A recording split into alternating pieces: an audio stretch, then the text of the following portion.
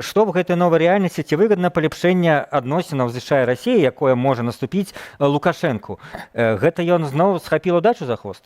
Я не думаю, што для Лукашенка гэта шанс аднавіць сваю суб'ектнасць геапалітычную. Бо ў ўсей гэтай дыскусіі пра новы парадак, а безумоўна гэта будзе новы сусветны геапалітычны парадак, Расія выйдзе ўзмоцненай, а Злучаныя Штаты Амерыкі і Захад выйдзе аслаблены.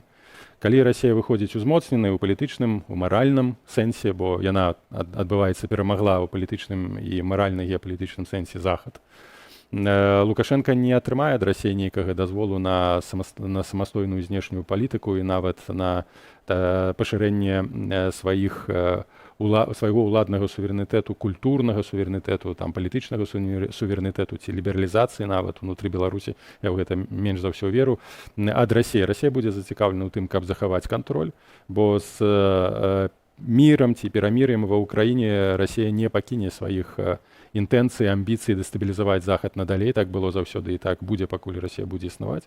А ў гэтым працэсе дэстабілізацыі Беларусь будзе гуляць важную ролю як геапалітычны плацдарм, як палітычны плацдарм, як выхад стратэгічны непасрэдна да межаў еўрапейскага звязу, як прастора для шантажу, у тым ліку ядзернага для Еўропы, перш за ўсё для Еўропы. Таму для Лукашенка такі мір у такім фармаце, дзе Расія выйдзе з вайны ўзмоцненай, абсалютна невыгадны.